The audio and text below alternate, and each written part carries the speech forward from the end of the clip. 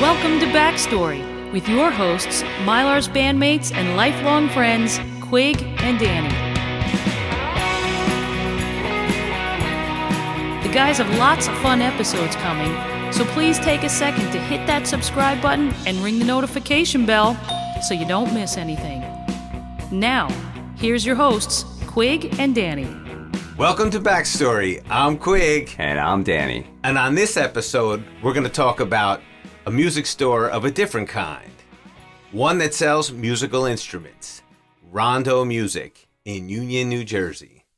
When you were growing up, if you wanted to be a musician, or even a lot of people just played piano or guitar, or, were interested to see if music would take them to the next place, the first place we went to was Rondo Music. It was right on Route 22 in Union, New Jersey. And you would see all different types of instruments you definitely couldn't afford. And you would sometimes spend all day Saturday, right? Right, you'd walk in the door, and on the right and the left was all the sheet music of the hottest songs. So if you wanted to, play it on any instrument, you had the sheet music. Yes, yeah, you had Kool and the Gang. Actually, the Rocky theme. Yeah, the Rocky theme. You know what? Beth by Kiss was there. I remember that being there on piano. I wanted to learn that on piano as a kid. I remember. And it was such a great store. It was what you would refer to nowadays as a mom and pop music store, which, And it was there a really, really long time. It was there a long time. And I think, Rondo Music is still around, but it's an online store only. They moved out to the Midwest somewhere, and they're just doing online sales. And the same family still owns it. And they were great to us kids growing up. We'd walk in and we'd have a million questions, and we'd want to try every guitar on the shelf. Especially the most expensive. The new basses came, it was sit there for hours and, they'd play a $3,000 bass. Totally, and they give you that look come on, man, you're not buying this. And you'd get to play a really expensive instrument for, 20 minutes. But you did buy a really special guitar. I did. I had to work really hard for this guitar, too. My father said to me, I remember I was about, 12 years old, and I wanted an electric so bad. I'd been playing acoustic for a couple of years. My hands were bleeding. And he said to me, listen, if you raise money to buy this electric guitar, I'll match you half and half on it. Whatever you raise, I'll match. And I had my eye on this Gibson Les Paul Custom that was in there. Because growing up as a big Kiss fan, that's what Ace Frehley played. And at that time, you can get a Les Paul. Nowadays, forget it. They're, $3,000-$4,000. In that time, you can get a Gibson Les Paul Custom with a hard shell case for $720, brand new. And if you don't believe that, I have the receipt to prove it. And he matched me dollar for dollar. My dad did. And we went in on a Saturday. And I remember it was between two different finishes. And I had my heart set on this silver burst, which was just the coolest color ever to me. And that's where I got that guitar. And you ended up using that silver burst. Oh, we ended up recording so many years. So bringing it fast forward, after sitting in Rondo Music all those years daydreaming, bringing those daydreams to life in the same parking lot, just behind Rondo Music, there was a recording studio. Our longtime manager, Ralph Colasanti, had opened up a recording studio, first just for us, and then it turned out to be recording and rehearsal, and it was called The Network. Yeah. And it was right behind Rondo Music, and we ended up recording an album there for the band Mystery Bloom, and the album was Frame of Mind. Mm-hmm. And when you needed strings, you needed a patch cord, you needed something, you literally walked across the parking lot to Rondo Music to get what you needed and went right back to recording. Yeah, it was a whole step forward. Everything had come, into reality. Yeah. It was our home away from home, and it was, a few blocks from where we lived, so it was perfect.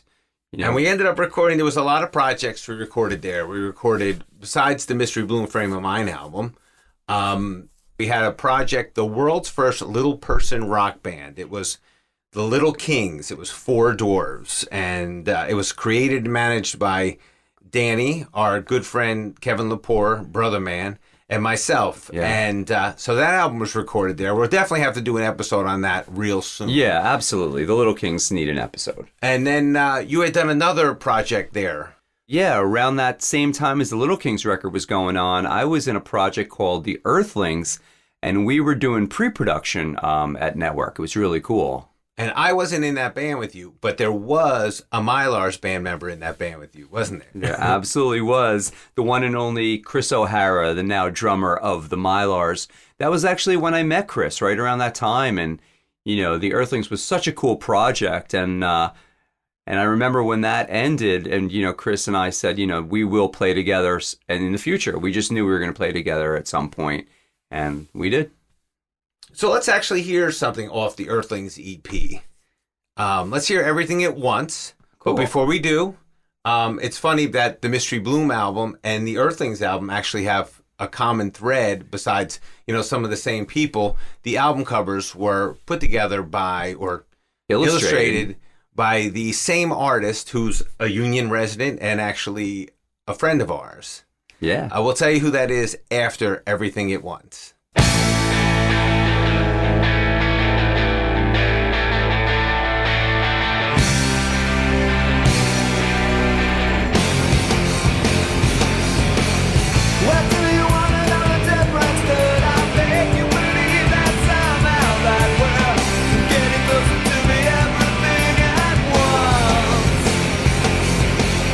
You know what it doesn't matter, but to make you believe that somehow that we're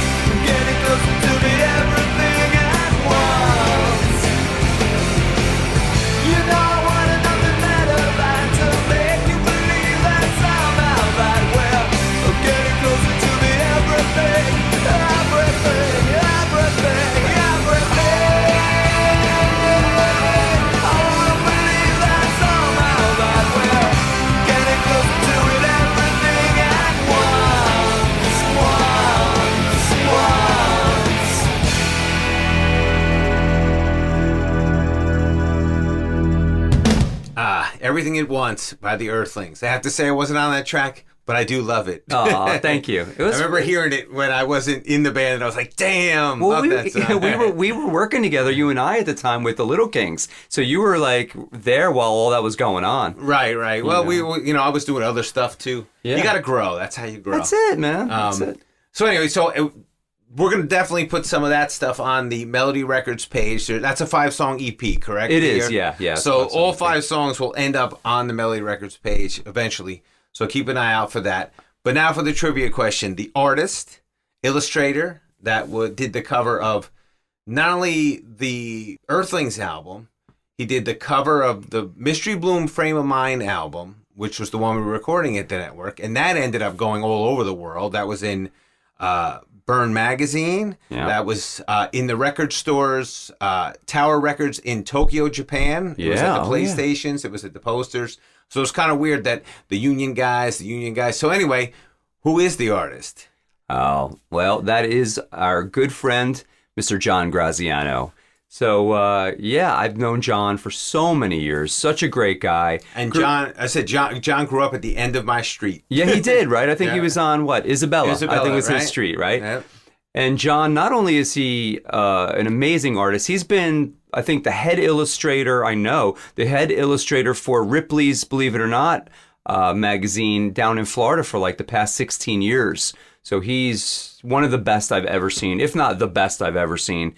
He's amazing. And he's a phenomenal musician, bass player, singer. We've played in a couple of projects together.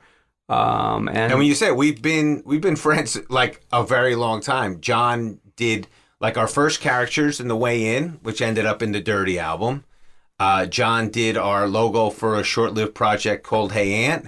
John did the Mystery Bloom logo, as well as the Mystery Bloom Frame of Mind cover. Yeah, and like we said, he did the Earthlings. He's done a lot of work for us. So kudos to John. Hats off to John. So that wraps up this episode of Backstory. I'm Quig. And I'm Danny. And we'll see you next time. Take care. Backstory has been brought to you by Melody Records. We'll see you next time.